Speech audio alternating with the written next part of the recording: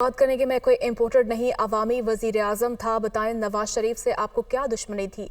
मैंने मुल्क से लोड शेडिंग ख़त्म की, मेरे ज़माने में बिजली सस्ती हुई, कराची का अमन बहाल किया, मेरे हाथों में हथकड़ियाँ डाली गईं, जेल भेजा गया, मुल्क बदर किया गया।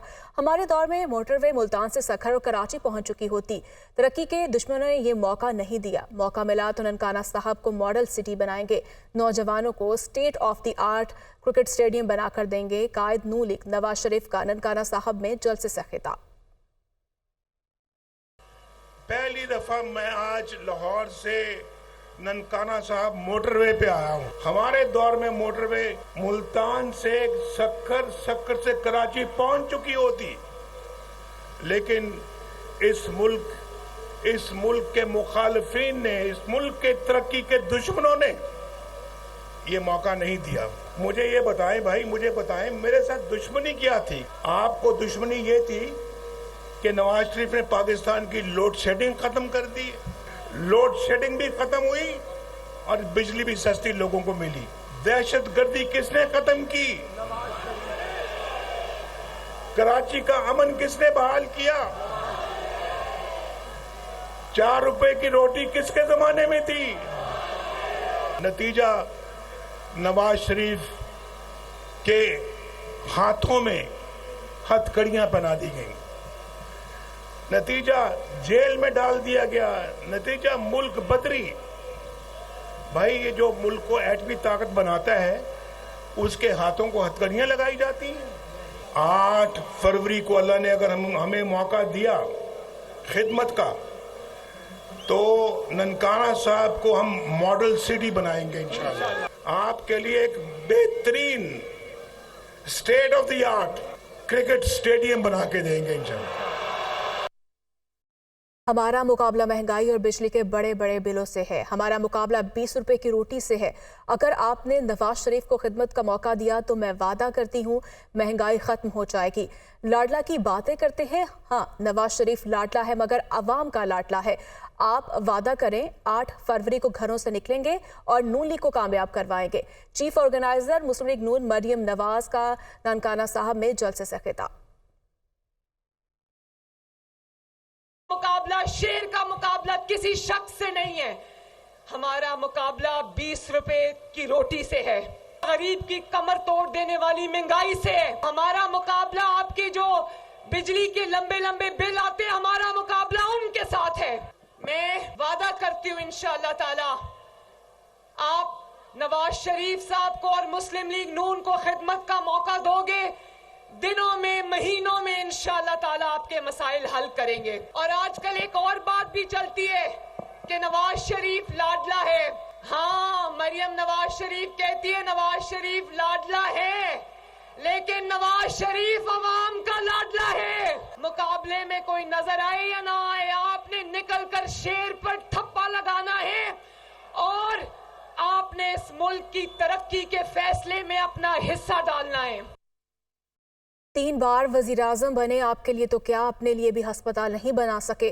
वो चाहते हैं किसी ना किसी तरीके से उनको 4थी बार कुर्सी मिले। मियाँ साहब के 2 दौर किसी आमरीत से कम नहीं थे। जो मेरे ख़ानदान और जमात के साथ जुल्म हुआ, अब ऐसा किसी के साथ ना हो। आपने मुशर्रफ और बानी पीटीआई का दौर भी देखा है। पंजाब के सियासतदान जब बीमार होते हैं तो लंदन पहुंच जाते हैं। मैं मुखालिफिन की बहनों और बेटियों को जेल में नहीं डालूंगा। हमने नफरत, तकसीम और पुरानी सियासत को हमेशा के लिए दफन करना है। Chairman peoples party Bilawal Bhutto का जलसे से खिताब। जो चौथी बार लड़ रहा है, वो आज तक आपको अपने मंशूर के बारे में नहीं बता सका। वो आज तक आपको नहीं बता रहा है कि वो 4थी बार अगर उसको कुर्सी मिले उसने करना क्या है। आपने मियां साहब का जो पहले बार था और दूसरी बार था, जो किसी आमरीत का दौर से कम नहीं था, वो भी जुल्म बर्दाश्त किया है।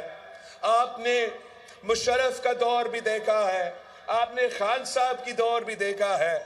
क्या आप वो सियासत चाहते हो जो नफरत और तकसीम की सियासत है, जो जाती अना और जाती दुश्मनी में हमने सियासत को तब्दील कर चुका है, کیا آپ یہی لڑائیاں چاہتے ہو کہ ایک سیاستدان آئیں تو وہ اپنے مخالف کے بہنوں کو، اپنے مخالف کے بیٹیوں کو گرفتار کرے تو دوسرا کو موقع ملے تو انہوں نے بھی یہی کام کرنا ہے؟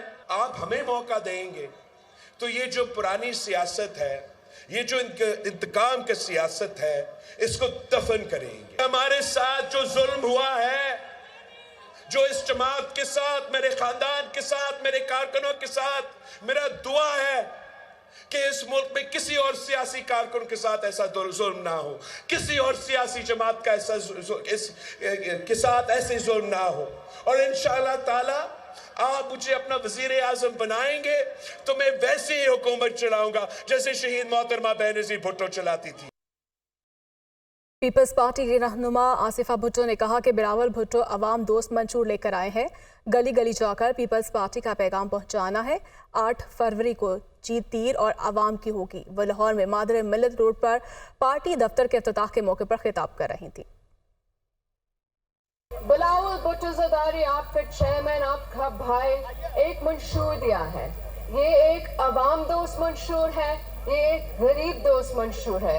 آپ نے سب گلی گلی جانا ہے، گھر گھر جانا ہے، پاکستان پیپلز پارٹی کا ڈنڈا لے کر جائے اور انشاءاللہ تعالی 8 فروری جیت پاکستان پیپلز پارٹی کو ہوگی، جیت تیر کی ہوگی، جیت عوام کی ہوگی۔ مسلم لیگ نون کے قائد نواز شریف کی زیر صدارت اجلاس ہوا ہے۔ انتخابات کی تیاریوں کا جائزہ لیا گیا ہے۔ نواز شریف کی زیر صدارت پارٹی کا اہم مشاورتی اجلاس ماڈل ٹاؤن لاہور میں ہوا، جس میں پارٹی صدر شہباز شریف، chairman election cell Ishaq Dar اور چیف آرگنائزر مریم نواز نے شرکت کی۔ اجلاس میں پولنگ ڈے پر مختلف حلقوں میں پارٹی کی تیاریوں کا جائزہ لیا گیا۔ سینئر رہنما بیگم عشرت اشرف، پرویز رشید، سینیٹر اعظم نذیر تارڑ، طلال چودھری، آزاد جموں کشمیر اور گلگت بلتستان سے بھی پارٹی رہنما اجلاس میں شریک ہوئے۔ رہنماؤں نے اپنے اپنے حلقوں میں الیکشن کے انتظامات پر قیادت کو آگاہ کیا۔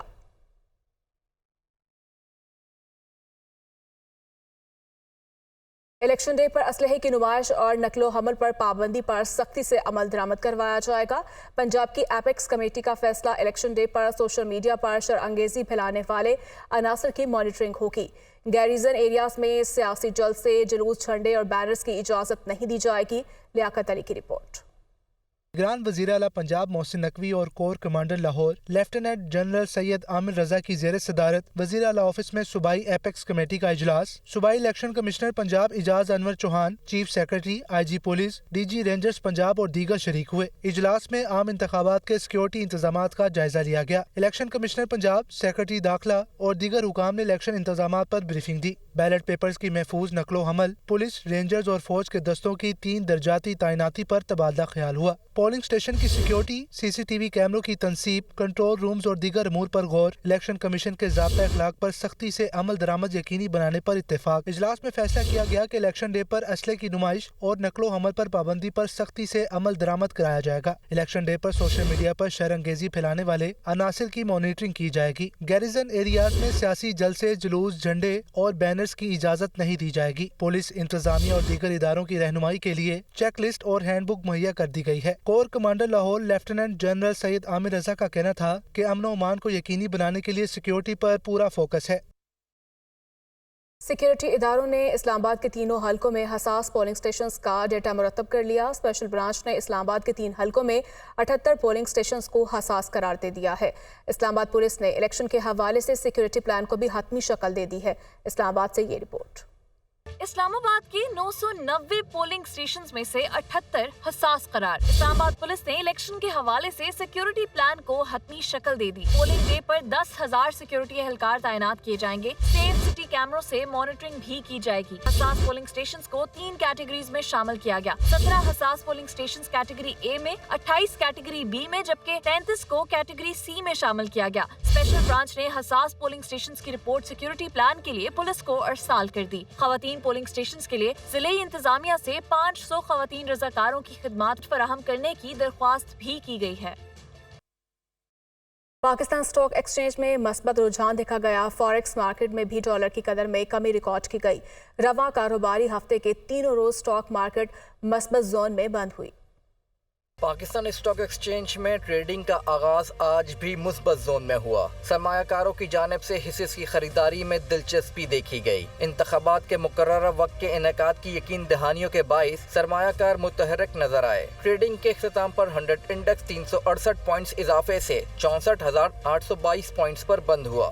رواں کاروباری ہفتے کے تینوں روز اسٹاک مارکیٹ مثبت زون میں بند ہوئی ہے۔ فوریکس مارکیٹ میں ڈالر کی قدر میں کمی کا سلسلہ جاری ہے۔ انٹر بینک مارکیٹ میں ڈالر 12 پیسے سستا ہو کر 279 روپے 67 پیسے پر بند ہوا۔